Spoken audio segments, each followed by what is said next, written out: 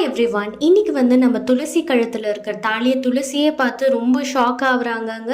அதுக்கப்புறமா நம்ம வெற்றி பயங்கரமாக அழறாரு. அது எதுக்குன்றதை நம்ம பார்க்கலாம். அண்ட் இதோட முக்கியமான ஒரு விஷயம் இந்த துளசி கழுத்தில் நம்ம வெற்றி தாலி கட்டினதை ஒரு சில ஆதாரங்களில் ஒரு ஆதாரங்கள் வெளியில் வர மாதிரி இருக்குது. அதை எப்படி நம்ம வெற்றி தடுக்கிறாருன்றதையும் நம்ம இந்த வீடியோவில் பார்க்கலாம். இந்த வீடியோ பிடிச்சிருந்தா லைக் பண்ணுங்கள் அண்ட் மறக்காமல் சப்ஸ்கிரைபும் பண்ணுங்கள். வாங்க வீடியோக்குள்ளே போகலாம். லக்ஷ்மி அம்மா ஏஞ்சிட்டாங்க. காத்தால பார்த்தீங்கன்னா எல்லாருமே ஏஞ்சி ரெடி ஆகிட்டு இருக்காங்க. நம்ம துளசி மட்டும் தூங்கிட்டு இருக்காங்க. அவங்களுக்கு ரொம்ப குளிர் அடிக்குதுன்னு சொல்லி ஃபுல்லாக போர்வை போற்றி தூங்கிட்டு இருக்காங்க. அப்போ நம்ம லக்ஷ்மி அம்மா எழுப்புறாங்க. துளசி எல்லாருமே ரெடி ஆகிட்டாங்க, நீ மட்டும் ஏமா இவ்வளோ நேரம் தூங்குற, எந்திரியா அப்படின்ற மாதிரி சொல்கிறாங்க. நம்ம துளசியும் பொறுமையாக ஏஞ்சிட்டு இருக்காங்க. தூக்க கலக்கத்துலேயே என்ன பண்ணுறாங்கன்னா அவங்களோட போர்வையை மடித்து வச்சிட்ருக்காங்க. மடித்து வச்சிட்டு இருக்கும் போது பார்த்திங்கன்னா அவங்களோட தாலி அப்படியே வெளியில் ப்ரொஜெக்ட் ஆகுது.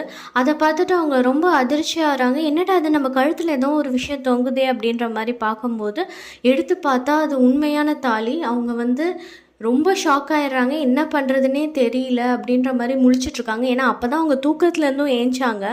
அதே சமயத்தில் இப்படி ஒரு அதிர்ச்சியான விஷயம்னும் போது ரொம்ப குழப்பத்தில் என்ன பண்ணிடுறாங்கன்னா உடனே இந்த தாலியை மறைச்சி உள்ளே வச்சிடுறாங்க.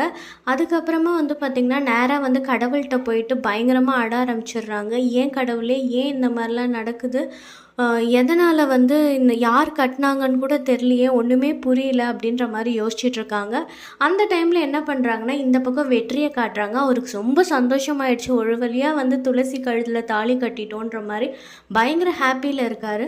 அப்போ அவர் என்ன பண்ணுறாருன்னா சரி ஓகே நம்ம சும்மா கால் பண்ணி பார்ப்போம், என்ன தான் நம்ம துளசி தாலியை பார்த்துட்டாங்களா இல்லையா அப்படின்ற மாதிரி.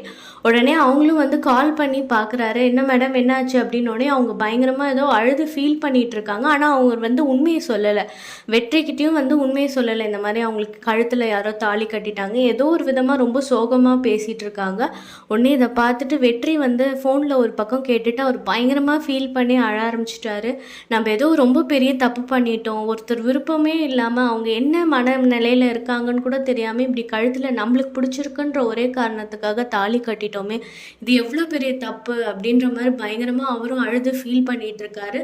இது ஒரு பக்கம் போயிட்டுருக்க டைமில் என்ன ஆயிடுச்சுன்னா எல்லாருமே வீட்டுக்கு போயிடுறாங்க. வீட்டுக்கு போனதுக்கப்புறம் என்ன பண்ணுறாங்கன்னா நம்ம ஒரு கோயிலில் இருக்கிற ஒருத்தர் வந்துட்டு இந்த மாதிரி நம்மளோட வள்ளி கழுத்தில் இருக்க தாலியை காணோம் அப்படின்ற மாதிரி நம்ம வெற்றியோட அப்பாக்கிட்ட சொல்கிறாங்க. அது ஒரு பெரிய விஷயமா வீட்டில் இருக்கவங்க எல்லாருக்குமே அதிர்ச்சி ஆகிடுச்சு. என்னது வள்ளி கழுத்தில் இருக்க தாலியை காணுமா, இவ்வளோ பிரச்சனைக்கு அப்புறமா ஒரு வழியாக எல்லாமே நடந்து நல்லபடியாக முடிஞ்சதுன்னு நினச்சோமே, இப்போ என்ன வள்ளி கழுத்தில் இருக்க தாலியை காணோன்னொடனே வெற்றிக்கும் ஒரு பக்கம் அதிர்ச்சியாக இருக்குது. ஐயோ இந்த விஷயம் ஏதாவது வெளில வந்துடுமா அப்படின்ற மாதிரி யோசிச்சுட்ருக்காரு.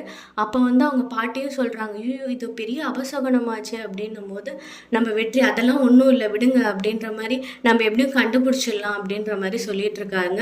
அப்புறமா அவங்க அப்பாவை கூப்பிட்டுட்டு போயிட்டு தனியாக வெற்றி பேசுகிறாரு. அப்பா இந்த மாதிரி நம்ம இந்த தாலி காணாமல் போச்சுன்னு வெளியில் எல்லாருக்கும் தெரிஞ்சிச்சுன்னா அது ஒரு பெரிய பிரச்சனையாக்கிடுவாங்க, அது ஒரு விதமான அரசியலாகவும் ஆக்கிடுவாங்க.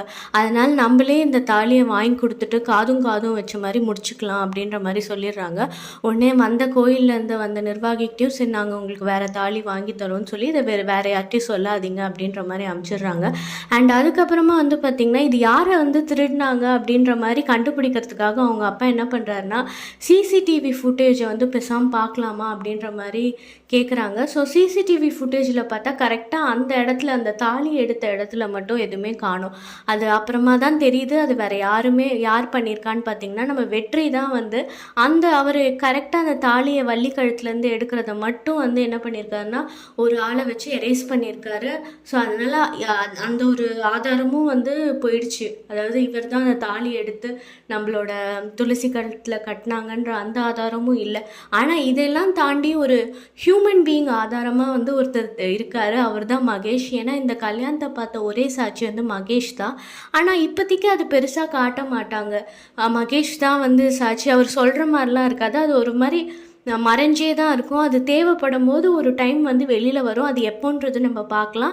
ஸோ இதுக்கப்புறம் என்னென்னலாம் நடக்க போகுது, துளசி இதை எப்படி எடுத்துக்க போகிறாங்க, அதுக்கப்புறமா வெற்றியும் துளசியும் எப்படி சேர போகிறாங்கன்றத நம்ம அப்கமிங் வீடியோஸில் பார்க்கலாம். இந்த வீடியோ பிடிச்சிருந்தா லைக் பண்ணுங்கள் அண்ட் மறக்காமல் சப்ஸ்கிரைபும் பண்ணுங்கள். தேங்க்யூ ஃபார் வாட்சிங்.